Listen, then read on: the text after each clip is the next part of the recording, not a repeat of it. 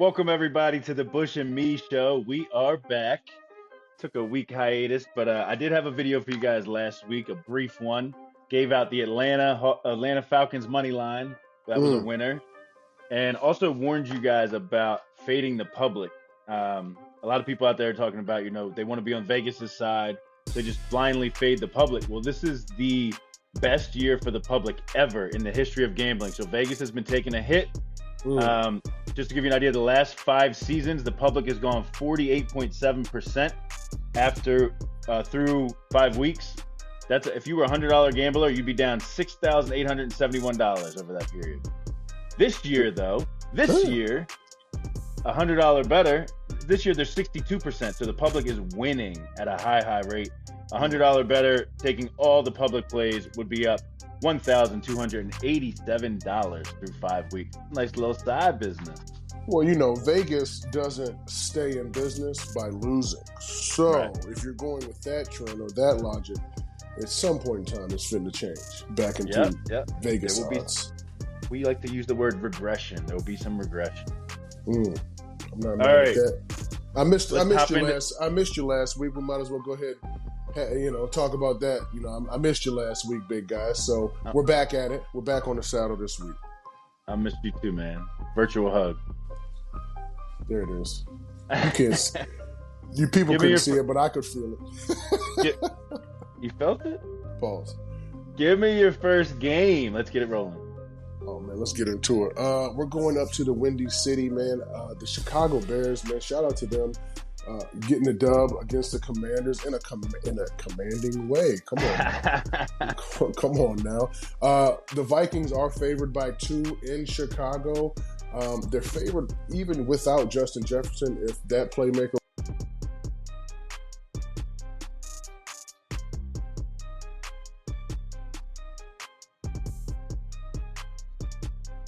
I believe, again, your team will go as far as your quarterback will take.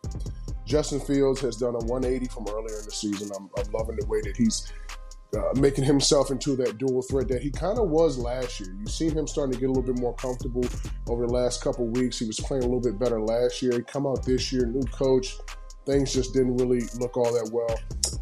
He's been feeding DJ Moore a lot lately, and that's really but he's been consistent feeding Cole Kmet. And the reason I say that is because the Minnesota Vikings defense have struggled against wide receivers and tight ends through the air. Now, I believe that if Chicago can do a good job and they have a plan for Vikings defensive end Daniil Hunter, who has 6 sacks on the year, if you can find a way for him not to wreak all this havoc in the backfield by Justin Fields, around Justin Fields, hitting him, forcing him out of the pocket, because they have struggled, especially early on, to protect Fields. But I believe if they have a good plan for him, Fields will be able to build on some of the things he can do last week. They do have no Khalil Herbert this year on the ground, which is a huge blow because he did get hurt. But before he got hurt in that game against the Commanders, he was playing really. He was playing well. I think it's going to be big for the big man up front to establish that running game. And the Chicago defense, right? Kirk Cousins and the Minnesota Vikings are going to give you some opportunities to really get after him, especially in the pass game. He loves to sling it. Pause, right? But this is a good opportunity to get after him because you have put up 5 sacks and you pressured Sam Howell against the Washington Commanders the last time you guys played. Was the Thursday night game? Mm-hmm. I think this grass might slow Daniil Hunter down a little bit. I feel like the momentum is really kind of going with the Chicago Bears. I think this is going to be an emotional game in Soldier Field. I believe the Bears are going to pull this one off. I like it. Over at Me's Money Moves, we had the Bears last Thursday night, and we had them on the money line with a little sprinkle. Called that upset. So I like the Bears to carry that momentum. My first game, I'm going with the Cincinnati Bengals. Now, as a Ravens fan, I'm not supposed to be doing that, but the numbers say to take the Bengals this week. They're -3 against the Seahawks, but they're at home in the great state of Ohio. Joe Cool, I trust, is what I wrote down. In Joe, I trust. Joe is 18-4 against the spread, coming off an against the spread cover. They covered last week against Arizona. He rides that momentum into the next week. I think they're going to blow out Seattle this week. Geno Smith had a bye last week. Remember that? Coming off that Giants game, he went back to the Meadowlands. I was about to date myself. He went back to MetLife and won that game. Then he had a bye. Now Geno, coming off a bye as a starter, 0-3.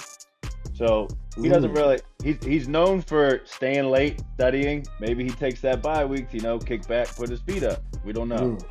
Don't quote me on that. But 0-3, got to be something different. I just think this game isn't close. I'm calling it Bengals by double digits here. At least. Where's this game at again? It's in the great state of Ohio. That's right. You did say that. Yeah, I'm not mad at that pick. I'm not mad at that pick. I feel like Joe Burrow's kind of finding his stride in this 2023 season over the last couple of weeks. So I want to see him be successful. Cool. My game 2. Listen, I'm staying with my former teams as long as one of them are playing. Saints at Texans. About time these guys come out with a dominating W, right? One time we don't get on the show to talk about them. They come out and they play well. Maybe, I don't want to not keep having the show, right? Because I want to continue to keep seeing your face, right? Yeah. But I want to see this team continue to put that type of effort forward, man. I mean, you're slightly favored, not even a 2-point favor, swinging your way here in Houston. So that's really kind of interesting.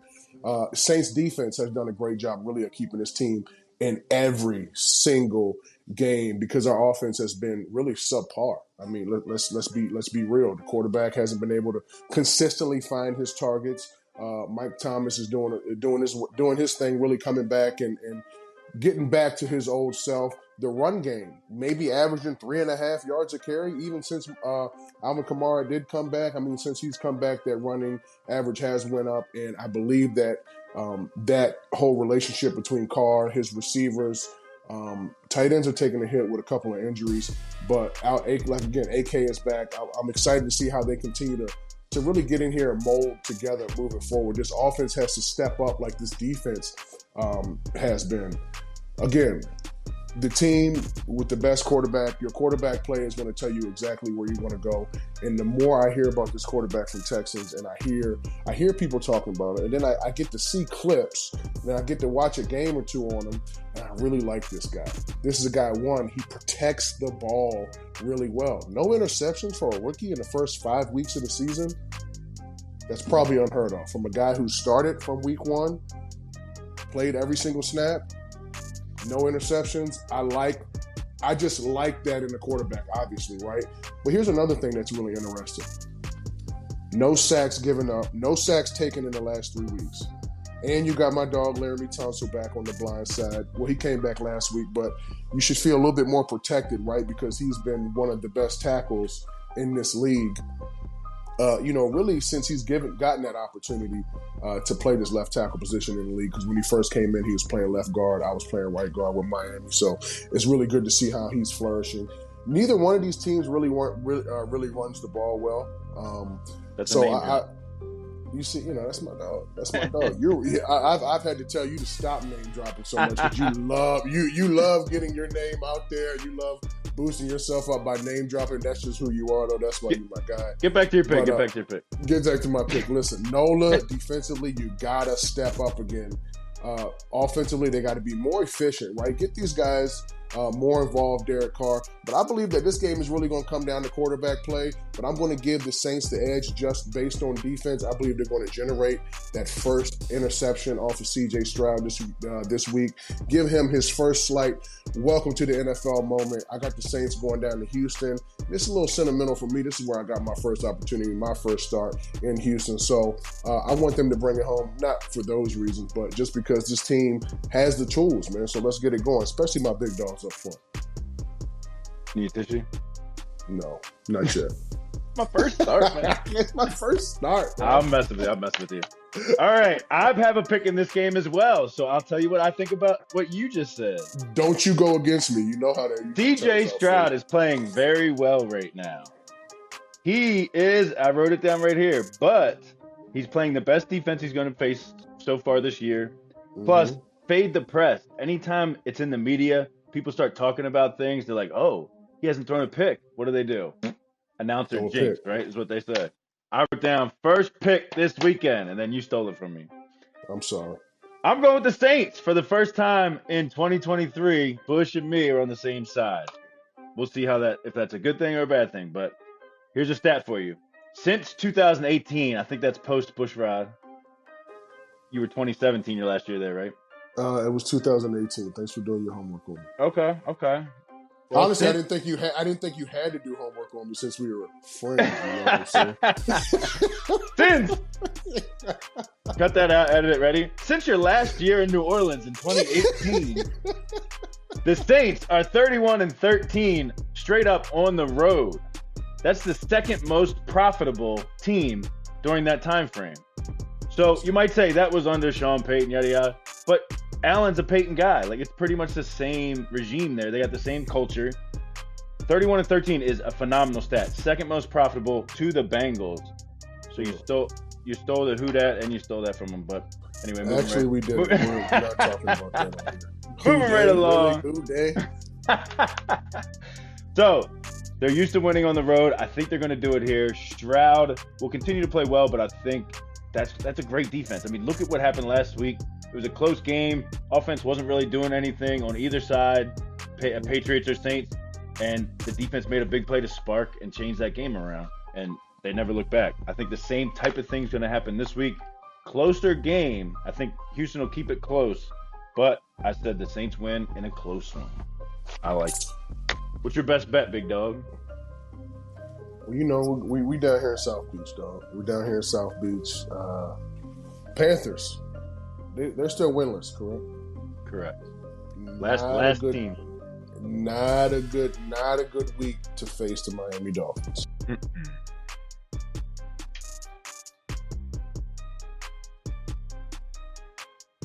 I'll be frank with you. I'll keep it 100. I don't think the Panthers stand a chance. I don't think they stand a chance to win outright. And I don't think they even stand a chance to cover the 13.5 point spread that they're getting. That's a lot. The Panthers defense, they're struggling not just versus the pass, and they're in bottom 5 of the league in the pass. They're in the bottom 5 in the run game as well, defending the run game. They're giving up 5 yards per carry on the ground. Now, Miami Dolphins, they don't have their rookie sensation, Devon A-Chain, this week, but I'm just hit you with a couple stats from the last time they played on Sunday versus the Giants. Mostert, 6.5 yards per carry. The Panthers are giving up 5. A-Chain, before he got knocked out of the game, was 11 for 151. I'm not going to sit here and try to do the math, but I believe that's over 14 yards per carry. Like, that's ridiculous. Now, they won't have him, but they still have another speedster at wide receiver, Jeff Wilson, who's going to step up, who's fast, who has a lot of reps in this league. I think the run game is something that the Carolina Panthers are going to struggle with. I believe that the only way that you do slow this offense down is you have to get to Tua early, and you have to get to Tua often. You have to hit him. You have to throw his confidence off. You have to throw his rhythm off. Like, this guy's throwing to spots, and the receivers are where they need to be every single time. He's doing a great job of delivering the ball where it needs to be. But you know, when you look at this Miami offense, they're difficult just because of the Mike McDaniel's play scheme, the motions, right? All the different types of plays. And then again, I've already alluded to it, is Tua's timing behind the court, behind center. I do believe that when Miami Dolphins are keeping it close, it's because their running backs are turning the ball over, especially Mostert. A-Chain had one last week, and that really kind of gave the Giants a little bit of life, especially in that first half. The thing that concerns me with the Dolphins is you're probably not going to have Connor Williams this week, so then you got another guy who's going to back up and come in. You're not going to have Armstead either. So you're talking about Derek Brown, who's their best interior player, and then you have Brian Burns on the edge. Right, and Armstead has put clamps on this guy for years, but you're not going to have him. He's a speed demon, right? So if Tua gets back there and thinks that, although he does do a great job of getting the ball off in under 3 seconds, if you think you're going to be able to hold it this week with a backup tackle potentially, I don't think that's really going to go down. But the one thing I love when I see this Miami Dolphins offensive line, they're playing with confidence. When you're playing with a confident team that believes in the system, I don't believe that. Those guys not being in there are going to slow this team down. I'm going with Mike McDaniel's Tua, and I got them covering over 14 points. That's my lock of the week. Lock it up. Why go against them? Why go against them? They are red hot right now. What did I see? Most yards by any team through 5 weeks of the season in the history of the NFL. Ridiculous. Ridiculous. All right, my best bet. I'm going to London, baby. Hopefully we get this out before 9:30 Sunday morning, because I'm going to London and I'm taking the Ravens. Sticking with my hometown boys. I think it's a bounce back week for them. A rough spot last week. Rivalry game against Pittsburgh. Should have won that game. Gave up 17 unanswered. A lot of drop balls by the wide receivers. But when Lamar was asked about it, he didn't throw him under the bus, right? They're sticking together. They're using this negativity from the press to gel together. And I think they're going to make a statement game here over in London. So it'll be 9:30 for you guys on the East Coast. Favorites in London, you might ask, since we started playing over there on the other side of the pond. 30, 10, and 1. So the favorites are winning over there. The better team that's just traveling and playing better in London. But if you add that to a field goal or more, favorites of a field goal or more, so the Ravens are favored by 4 over the Titans. Add a field goal or more, teams are 24, 7, and 1. So that's even better. So the better teams are winning over there. I think this is a great matchup. I think the Ravens can stuff the run, force your boy Tannehill to try to make some plays. Is he going to? I don't know. Do we trust him? Do we trust him over there? I think the Ravens are going to win by 7. Cover that 4. Lock it up. The Ravens. Oh, forgot my little prop. Bam! Sagamore Ravens bottle. Oh, okay. Check it out. That's smooth. You gonna pop it open if they win, or you just gonna keep that up on your We show? like to keep stuff closed around here. Worth more. Oh. I'll get another one. I'll get two. I drink one, and then save one for my kids. Do you know which team is leaving earlier to go to? They're both already over there. But I don't know who left. I don't know who left early. The Ravens might have left right after that game, the way the media was attacked.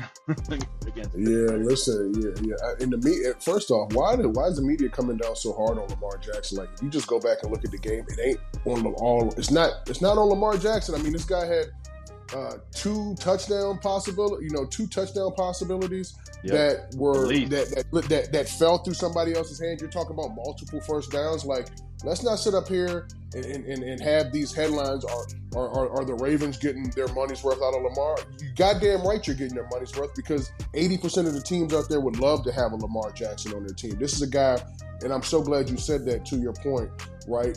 As much criticism as he's had to endure throughout his whole career, when he gets an opportunity to get in front of the camera, he always brings it back to the team. He always handles it professionally. And he goes out there and finds a way to put his team really in the driver's seat to go win games. And that's what he's done throughout his career. So really kind of shame on some of these people just to sit up there and make a headline out of this, because this guy is putting the ball where you need him to. He's running when he has to, but he's delivering good balls, staying in the pocket. So I hope they win it just so he can silence his critics. In London, baby. They got to win it in London. In London. All right, my there boy. it is. Week 6. You. We're back. I know you got to run to dinner, so we will let you go. And week 6, guys, Bush and me, we're back. Hope you guys like the show. Hope you guys like the picks. See you next week. We out. Peace.